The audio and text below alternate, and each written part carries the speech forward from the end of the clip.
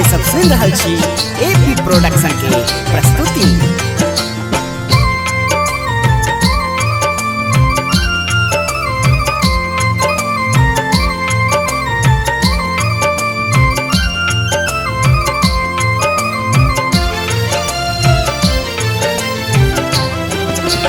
कान्हा जन्म लियो है मथुरा, आजू देवकी के आठम ललना। कान्हा जन्म लियो है मथुरा, आजू देवकी के आठम ललना। आजू देवकी के आठम ललना, आजू देवकी के आठम ललना। कान्हा जन्म लियो है मथुरा, आजू देवकी के आठम ललना।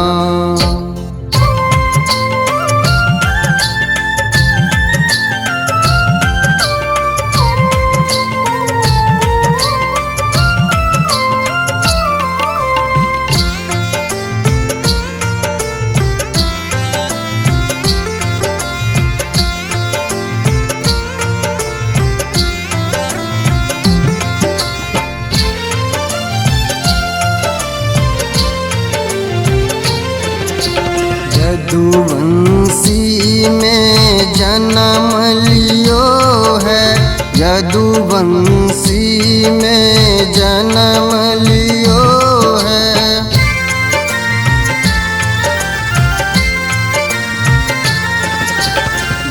यदुवंशी में जन्म लियो है, यदुवंशी में जन्म लियो है।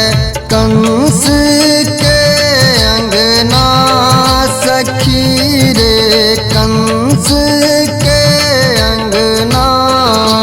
कान्हा जन्म लियो है मथुरा, आजू देवकी के आठम ललना। कान्हा जन्म लियो है मथुरा, आजू देवकी के आठम ललना।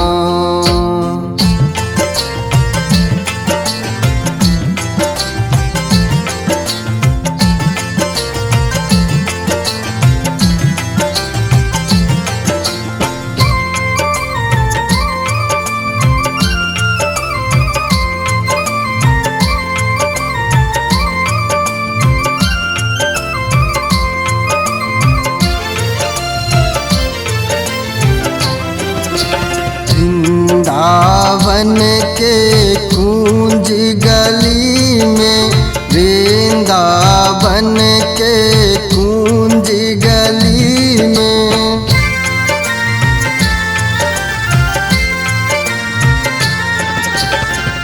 वृंदावन के कुंज गली में, वृंदावन के कुंज गली में।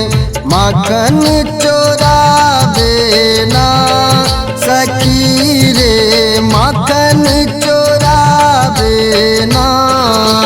कान्हा जन्म लियो है मथुरा, आजू देवकी के आठम ललना।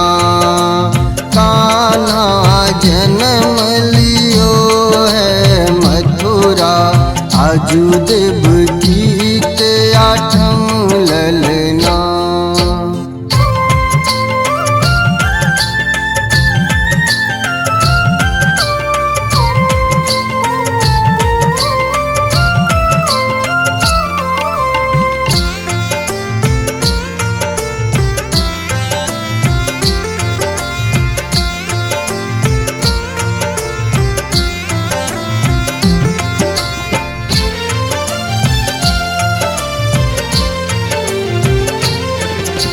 वृंदावन में गैया चरावे, वृंदावन में गैया चरावे।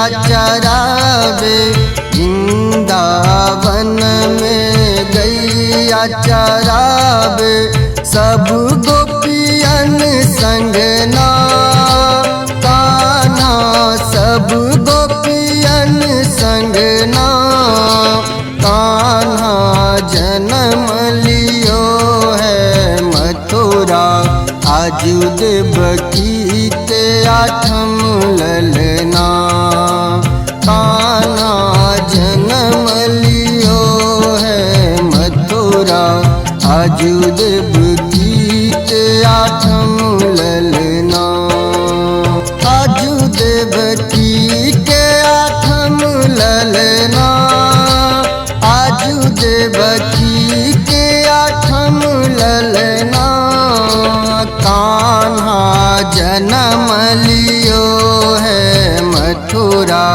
आजू देवकी के आठम ललना, कान्हा जन्म लियो है मथुरा, आजू देव